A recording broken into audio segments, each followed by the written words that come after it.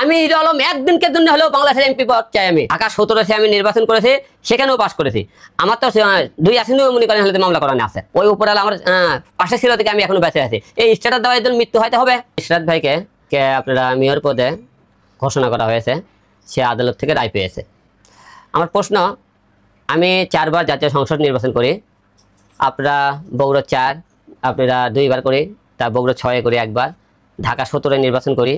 এবং এই নির্বাচনে করার আপনারা দেখেছেন আমি কতটা অন্যায় অত্যাচারের শিকার হয়েছি এবং কতটা মনে করেন লাঞ্ছিত হয়েছে। তো প্রশ্ন হতে ইশরাতকে যদি মনে করেন তার প্রার্থীটা মনে করেন তার মেয়র পদ ফিরিয়ে দেওয়া হয়, তাহলে আমি হিরো আলম কী অপরাধ করলাম? তো তাকে আমাকে দেওয়া হয়নি। এখন এতদিন পরে যদি তারা যদি মামলা করে যদি রায় পায়, তাহলে আমি কেন পাবো না? আমি তো মনে করেন যেদিন মনে করেন আমাকে মারধর করা হয়, পরের দিনই তো আমি নির্বাচন কমিশনে দেয়, আমি তাদেরকে মনে করি আমি তো মামলা করেছিলাম, তারপরে আমি আদালতে মামলা করলাম, তাহলে আমাকে তাহলে কেন ফিরে দেওয়া হবে না? আমার কথা, আমি সবার কাছে একটা, সারা বাংলাদেশ এবং আইন প্রশাসন যারা এমপি মন্ত্রী বর্তমানে দায়িত্বে আছেন তাদের কাছে একটাই দাবি, আমি হিরো আলম 10টি বছর ধরে সংগ্রাম লড়াই করেছি, অনেকবার মার খেয়েছি, মৃত্যুর মুখে ফিরে এসেছে। আমি হিরো আলম একদিনকে জন্য হলেও এমপি পদ চাই। এই কারণে চাই, আমি সঙ্গে আপনার সারা বাংলাদেশ জানেন হিরো আলম ভোটে পাস করছে, তাহলে আমি পাস করার পরে তাহলে আমি এমপিটা কেন ফিরে পাবো না? যদি ইশরাত ভাইকে ফিরে দেওয়া হয় তাহলে আমি কেন পাবো না? তাই আমার কাছে সারা বাংলাদেশের কাছে দাবি যে আমি আমার এমপি পদ ফিরে চাই। এই কারণে ফিরে চাই, আমি মার খেয়েছি, লাঞ্ছিত হয়েছি, তাহলে আমি কেন পাবো না? আমার কথা, আমি আদালতে ঘুরতে পারবো না। আদালতে অনেক ঘুরেছি, আইনের কাছে অনেক গেছে, মামলা করেছি, কিন্তু মামলা কোনো রায় পাইনি। কিন্তু আপনারা সবাই জানেন হিরো আলম ভোটে পাস করেছে। এবং একটাই কথা দাবি, আমি হিরো আলম একদিনকে জন্য হলেও বাংলাদেশের এমপি পদ চাই। আমি আপনাদের কাছে এটা আমার দাবি, সারা বাংলাদেশের কাছে একটাই দাবি, যেহেতু ইশরাতকে আপনারা এমপি পদ দিয়েছেন, সরি মেয়র পদ দিয়েছেন, তাহলে আমি হিরো আলম কেন পাবো না? আলম ভাই, এটা তো আসলে আদালতের ব্যাপার। আদালতের ব্যাপার ভালো কথা, আদালত আমারটাও দেখবে, আদালত দেখুক। আদালত, আমার কথা, আদালতে আমি সারা বছর খালি ঘুরতেই থাকবো, তাহলে ইনকে ঘুরতে মনে করে আবার নির্বাচন আসবে, দেখবেন হিরো আলমের মামলা কোনো উঠলোই না। আমার একটা কথা কি জানেন, ইশরাত ভাই অনেক টাকার মালিক, কোটিপতি, তাদের ক্ষমতা অনেক বড়। এই যে তার ক্ষমতাটা ফিরে দেওয়া হয়েছে।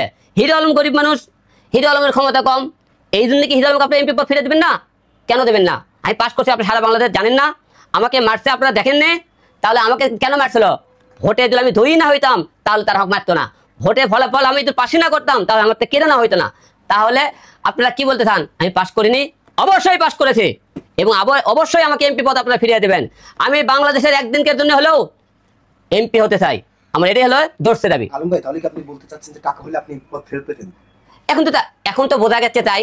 তাহলে তাকে দেওয়া হলে, এখন যদি আমার এমপি পদটা যদি ফিরিয়ে না দেওয়া হয়, আমার এমপি পদ ফিরিয়ে না দেওয়া হলে আমি বলবো যে আমার টাকা নাই, আমার মনে করেন ক্ষমতা নাই, এই জন্য তারা আমাকে এমপি পদ ফিরিয়ে দেওয়া হলো না।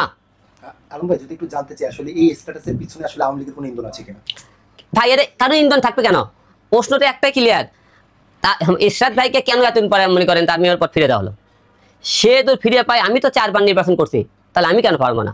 এই জায়গা তো মনে করেন কোটি কোটি লোকের মধ্যে একটাই প্রশ্ন করা হয়, তাকে ফিরে দেওয়া হলে একেও ফিরে দেওয়া হবে। সর্বশেষ জানতে চাই, যদি আপনাকে এমপি পদ ফিরিয়ে দেওয়া না হয়, আপনার অবস্থান কি থাকবে?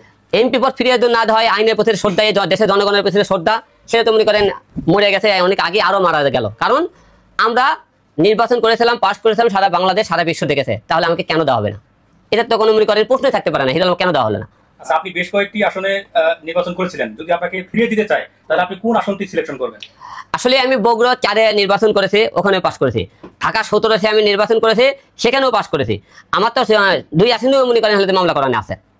এখন যেহেতু আদালতের কথা বললেন, আইন প্রশাসনের কথা বললেন, এমপি মন্ত্রীর কথা বললেন, তারা এখন ডিসিশন নেবে হিরো আলম কোন জায়গাতে এমপি ফিরে দেবে, ঢাকা 17-তে না বগুড়া 4-এ, কোন জায়গায় ফিরে তাদের ব্যক্তিগত বিষয়। আমি ঢাকা 17 দিলেও আছি, বগুড়া 4 দিলেও আছি, কারণ আমি এমপি পদ ফিরে চাই, কারণ আমি অনেক সংগ্রাম করেছি, অনেক লড়াই করেছি, অনেক মার খেয়েছি।